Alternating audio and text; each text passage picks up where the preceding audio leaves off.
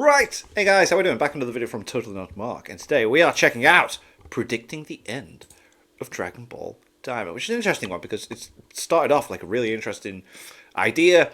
We got interesting concepts coming out, but I have no idea how this could end or where it's meant to tie in, or if it's meant to tie in with Super at all. But yeah, let's see what he has to say. Ball Daima is a story unlike any we've seen from the franchise. Now, I know that sounds like pure concentrated hyperbole, mixed with a healthy amount of hopium, but I assure you it is not. Until now, every Dragon Ball series has been written as it went along, and while that approach has some upsides, I'm sure... Ooh, that's very, very true. Yeah, this is like had time and planning. Whenever we as fans would try to predict a conclusion to one of Super's arcs... Yeah, it just wouldn't be the case. It'd be rather challenging, yeah. Given, well, you know...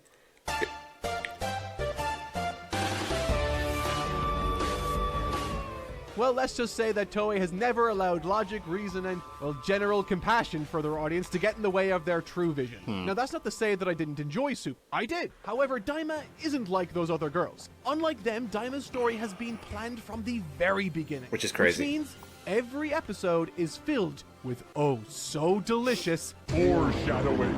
My God. We have good guys, bad guys, kind of good guys, kind of bad guys. We've got magic spells, magic weapons, magic carp, and a brand spanking new realm with a host of new rules. There's even hints towards a caste system with tinges of racism, and this time it's on purpose. All of this dialogue is Damn! purposely pushing towards the climax of the story, which means I have an idea.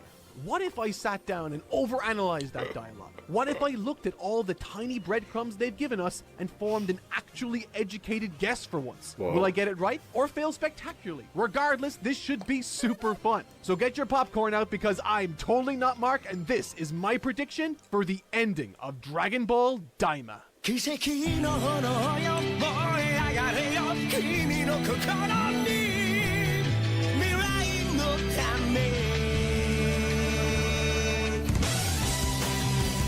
I like how it seems like in the title that this was made for Mark. So that's really cool that people have done covers and stuff like that.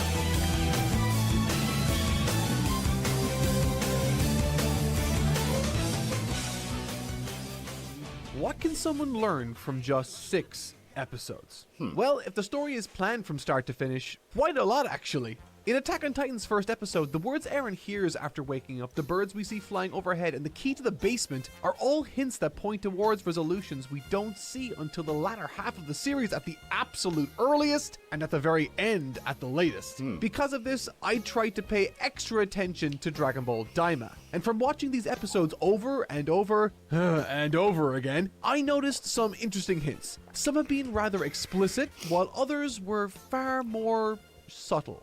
問題ありの兄弟ばっかりじゃねえの。そう言われましても。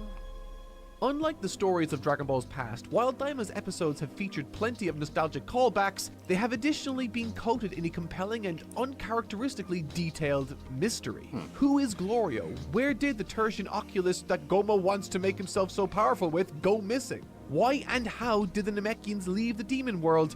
And don't even get me started on Dr. Arinsu. Oh my Despite goodness, these yeah. looming questions, however, the very first thing I noticed while watching Dragon Ball Daima was how surprisingly prominent the process of Saiyans and Majin aging was. So 6 episodes, because this came out a couple of weeks before we were recording this. So have we had the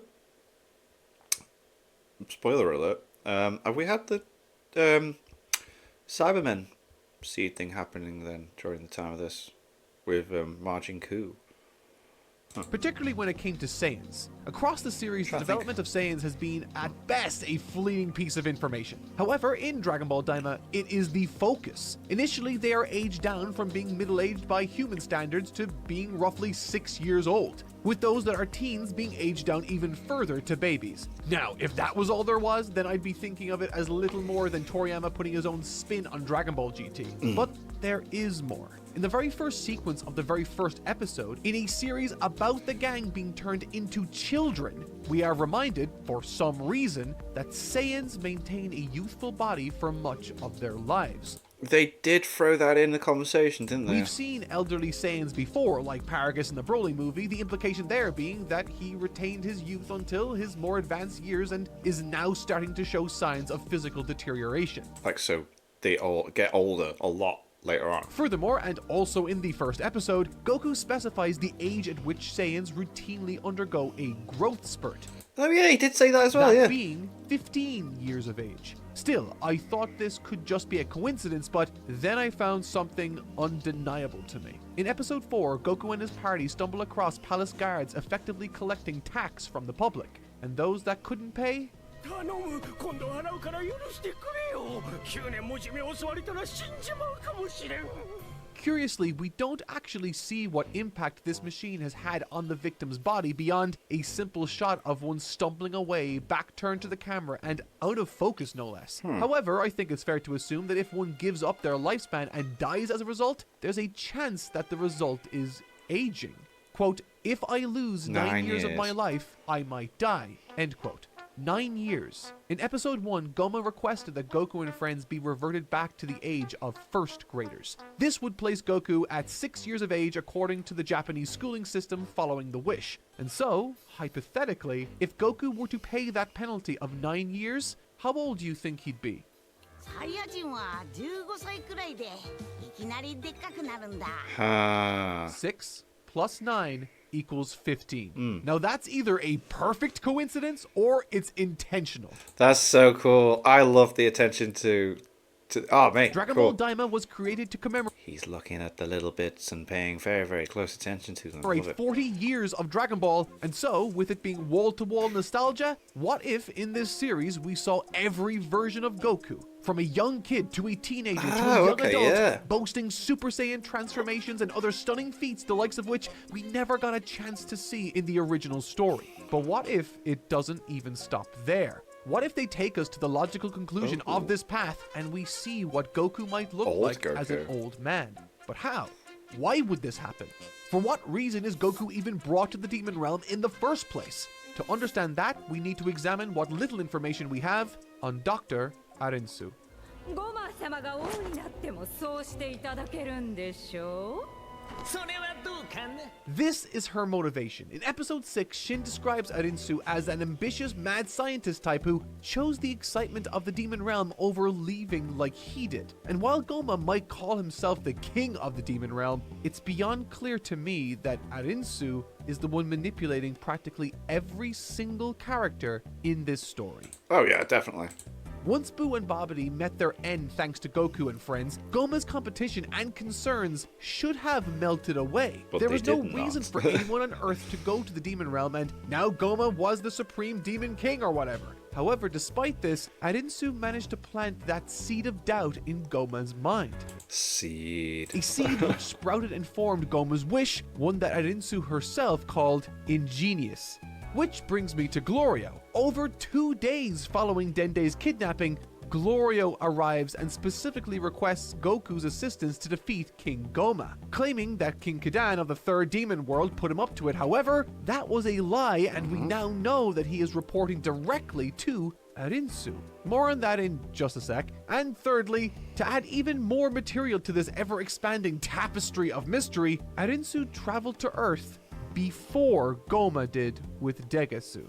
I guess Neva's leisurely, slow-moving self delayed things sufficiently for Arinsu to sneak in ahead of them unseen. And because of this, I have questions. What has she been doing on Earth? Why did she decide to go back to the Demon Realm right afterwards, and then instruct Glorio 2 days later to pick Goku up for her? And why is Glorio even entertaining working for her in the first? So I think there have been episodes after this that are not going to be mentioned in this, but didn't she go very quickly to collect bits of Boo, and then she's used that to then mix it with the Cybermen seed? First place. Truly, this is a puzzling circumstance, but I may have some answers to these questions. And the path to truth, potentially, could start with this piece of information. The demon world does not know about key manipulation. Oh, By the yeah, time okay. episode 6 arrives, Glorio reveals he didn't really know much of anything about Goku's strength or ability. He's surprised when he transforms and has been shown to be totally unfamiliar with the concept of chi or ki manipulation like everyone else in the demon realm is. Initially, he claimed that he wanted his help to defeat King Goma, but as we learn, Glorio didn't even seem to believe Goku could defeat him easily. So, if not for his strength, What a why fool. did Glorio specifically request Goku to come with him? Why does Arinsu have such interest in this Saiyan and seemingly none of the others when characters like Gohan, who at this time in the story are more powerful than both Goku and Vegeta? That's true, Well, yeah. In episode 1, Arinsu expresses a desire for the funding of her research to continue. To fund something is to invest money into it, currency, and as seen in episode 4, since Goma's rise to power, he has increased offerings or taxes in the third demon realm to 3 gold coins per person. The reaction from the crowd tells us all we need to know. This is a staggering increase It's that they too simply much. cannot account for. And so, naturally, with this increase in tax, there will necessarily be an increase in the number of those unable to pay it, and what will be accepted to balance that debt? Lifespan. But what does that have to do with Goku? More than you think. From the point of view of those in the demon realm who watched this battle, the Genki Dama is a technique unique to Goku, one that draws life force from all living beings, and amid episode 1's litany of nostalgic throwbacks, the Genki Dama scene was given special consideration in terms of both runtime and focus from the characters looking on. There's a lot of emphasis placed on the forming of the bomb, and we even get to see the energy offered from Earth travel through space to the realm of the Kais. Well, that's true, because like we as fans have already seen this, so we don't really need much of an emphasis on it, unless it is going to be part of the story, which makes sense. So what if Arinsu believes that the energy Goku can gather using the Genki Dama is similar to that which is forcefully taken from the civilians in episode 4? Whatever was absorbed by that machine in episode 4 looks blue. And what does the gathered energy traveling across okay. space Wow, look okay, like? yo. Blue blobs of energy wrapped in a similar aura to that which Goku wraps around himself when fighting.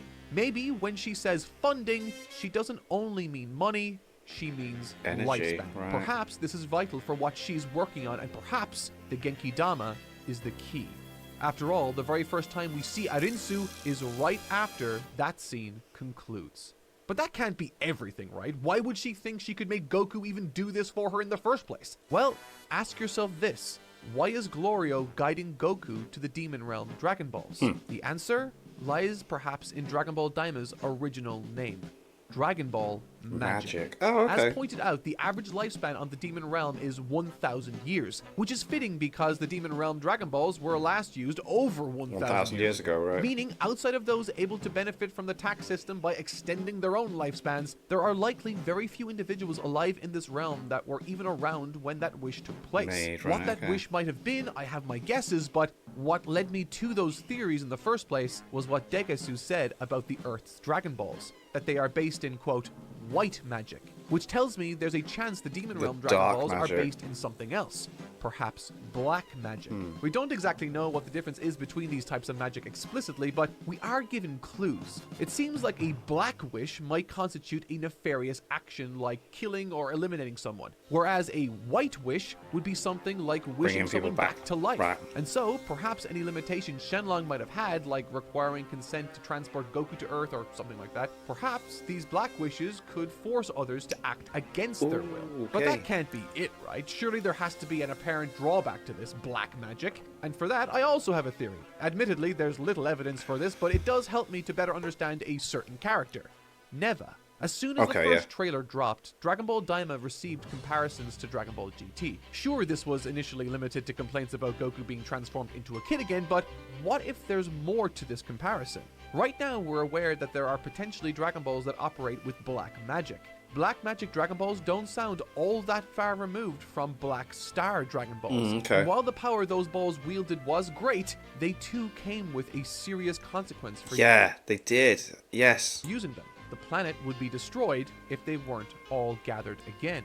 So hence why people won't want to use them, because of the consequences that come with it. Furthermore, in episode 2, Piccolo describes Neva as the legendary Namek who remained in the demon realm alone to protect its Dragon Balls. We later find out that traveling between demon worlds was once possible, however, something happened and now transport is near impossible. Perhaps Abura was a particularly terrible ruler. Perhaps over Maybe 1,000 was. years ago, Neva used the Demon Realm Dragon Balls to help the Namekians escape along with everyone else who wanted to join them. And perhaps since then, this Demon Realm has become a prison. Everyone refers to everywhere outside of the Demon Realm as, quote, the outside world, and so, in other words, these demons are now confined to this world with only the elites getting the ability or freedom to move as they want. 問題ありの兄弟ばっかりじゃねえの。そう言われましても。 Glorio seems to hold Shin in contempt for something. Perhaps this extends to the Namekians who fled this realm also. Maybe he holds them responsible. There's a very clear caste system in the Dragon Realm after all, and it seems both the Yeah, maybe it's like, you know, if you stayed, you could have maybe helped things, but no, you just left and just ruined everything. Glins and the Namekians came from the second demon world. But as we've seen, the third demon world, home to the poorest and Glorio too, had to pay that debt. The demon realm as it exists today is a prison that demands the most valuable thing a person has to offer, their life. So what if Glorio's only working for Arinsu because someone close to him has a heavy debt to pay? Yeah. It could even be him. What if Arinsu, being an elite from the first world, promised him that she could give him the lifespan that he needs? Goma did, after all, offer Neva that very same thing. Which brings me to a point of confusion I had. Why did Neva stay?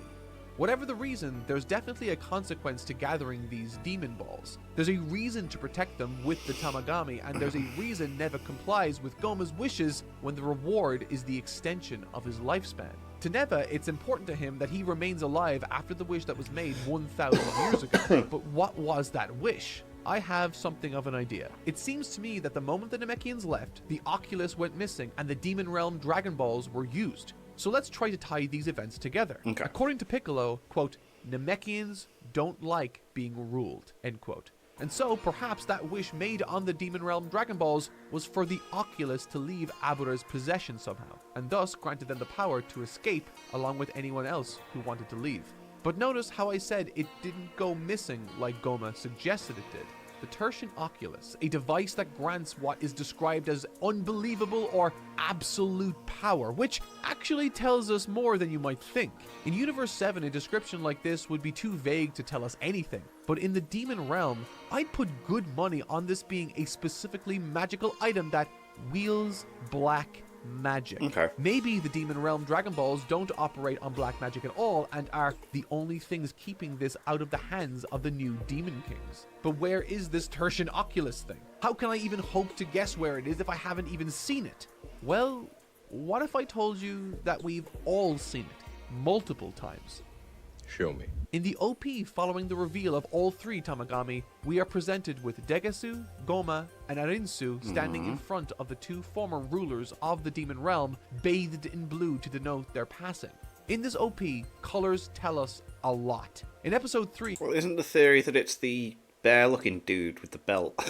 And it's like, it's there, everyone's... while Goku But I and think Gloria that's, are being again, asked another which episode demon after. world they want to travel to, we see 6. 3 small buttons of different colors. These are doorways to the 3 demon worlds. The first is red, the second is blue, and the third yellow. We know that the first demon world with Goma is bathed in red light, matching its door. We've also seen that the third demon realm has a lot of warm yellow and orange tones, also matching its door. For this reason, we can safely assume that the second demon world will feature a lot of water, or at the very least, a lot of the color blue. I mean, its Tamagami is wielding a trident. It doesn't get any more explicit than that. And so, if we look at the backgrounds to each of the Tamagamis in the opening, we can see these colors largely match too.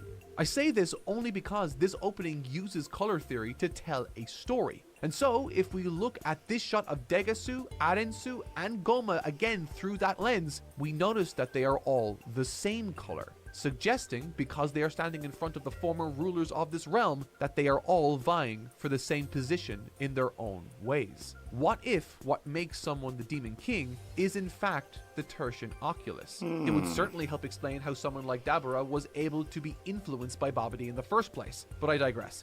Goma may be front and center, but he's also surrounded. Most obviously on the right by Arensu, who's glaring at Goma with contempt. This translates for me clearly to the story with her not necessarily aligning herself with the newly crowned Demon King's interests. So, where do we see the Tertian Oculus? The very next visual. It's on screen for only a few seconds. It looks like a red eye that becomes surrounded by green magic shapes before giving off a purple glow. Green and purple. What do these colors mean? I have two ideas. My first thought was to consider where I have seen red eyes in this story before. Yeah. Neva's design is green and purple, matching the colors that Right. bounce off Yeah, the yeah, yeah. Oculus in the OP. So what if Neva has something to do with the Oculus going missing? Maybe his wish back then was to internalize the Oculus into himself, and now he can wield its power as he chooses. That could explain. I feel like it's just too... That is... It's not complex, but I feel that's too complex for a Dragon Ball story, if you know what I mean. But I do like where he's going with this. in his incredible power on Earth. However, Mark always does this when he predicts stuff with Dragon Ball. He gives the storytelling too much credit. But I do get where he's coming from as well, because like they have had time to plan it. But I still feel like it's too complex for a Dragon Ball story. I don't know how likely that is. Thankfully, I have another guess that could play into the ending of the story a lot better. We're obviously on a journey right now to gather all of the Demon Realm Dragon Balls. But why?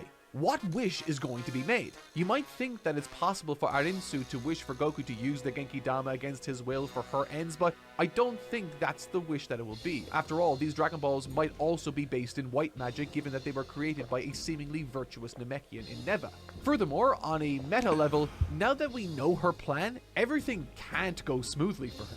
That would be boring. And so, I don't think Arinsu, Glorio, Goma, or even Goku will be the ones to make the wish on the Demon Realm balls. The person I think will get to make that wish will be Degasu. And what will he be wishing for? The exact same thing his sister wants. But what is that?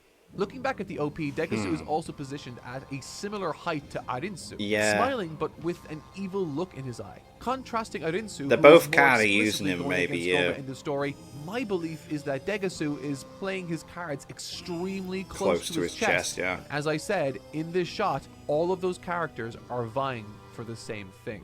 If you recall, in episode 6, while Shin describes Arinsu as ambitious, he specifically refers to Degasu as very ambitious. And what's more is, within episode 1, without telling Goma or us any details, Degasu requests that Goma allow him the chance to make the third and final wish on Shenlong. But that never manifests. He didn't get the What chance. is the wish that I believe both Arinsu and Degasu wants to make? It's a wish that will give them everything they want.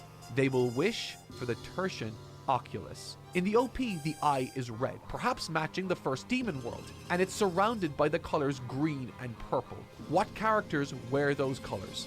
Degasu and Arinsu. And it seems that the purple color will win out in the end. But will it? I'm not so sure. One thing Akira Toriyama is really good at is making you believe in your heart of hearts that one thing is going to happen, and then then it he just- pulls the rug yeah. from beneath your feet. What if, as a callback to the conclusion of the very first arc of this series, when Oolong steals Pilaf's wish, Goma somehow manages to steal it and put his plan into action instead? An alternate plan to this would be either Degasu, Arinsu, or both, if they are working together that is, gets their wish and opts to mind control Goma for their bidding. And honestly, in Arinsu's case, it would really match her whole Bride of Frankenstein mad scientist vibe she's got going on with her hairstyle. But whatever the case is, I don't see Goma's character being sidelined for this climax. And I expect the lifespan draining mechanic to be in full effect too. Perhaps Goku and the gang are trying to stop whoever made this wish from destroying the demon realm and prevent it from being drained of the remaining life it has, with this potential aging mechanic resulting in the likes of Bulma growing old fastest. Then we get to see perhaps older versions of Goku and Which would be Vegeta, cool. followed soon after by the demons Glorio and Pansy, leaving only one left to make a difference: Piccolo. To me, this makes too much sense because there has to be a reason Toriyama brought him along, but not Gohan. As explained, those in the Demon Realm on average live for 1,000 years. And while Pansy is 82 years of age, Piccolo is only 6. What if, for Akira Toriyama's very last project, he chose his favorite character Yeah, to he not did only love Piccolo, save the didn't he? day, but become a legendary Namekian in his own right? And those are my predictions for how Dragon Ball Daima will end. Very do you cool. think I'll get things right, or do you think I'm going to be way off when all this is said and done? think Let me know in the comments down below. it's If gonna you be a enjoyed bit this off. video and are eager to see more of me talking about Dragon Ball Daima, we have a weekly podcast on a new channel. We upload there every Tuesday, so if you want to check it out, you can click the link in the top corner of this video or in the description down below. But that'll do it for this week. As always, I've been Totally Not Mark, and thank you all so much for watching. Yeah, very cool video, very cool predictions, and it was really cool look into what has been said, visuals, colors, etc., the intro and that, and I just don't think it's going to be that complex of a story. Who knows though? Who knows? Plus, there's been other things happen since, and there were moments where I was a bit like, oh, okay, no, because of what's happened in episodes since. But yeah, always fun to watch Mark's videos. I love his videos. I've still got what was the other one that I hadn't checked out yet? It was so predicting the end, and there was the Doomed one. What was it called? They Doomed Dragon Ball Daima. Don't know what that one's about either, but I will check that out in between the rewriting super videos as well. Ah, so much stuff for us to check out, guys. Love it. Thank you for watching. Click like and subscribe. Pixel Party Pals. Pixel Party Pals.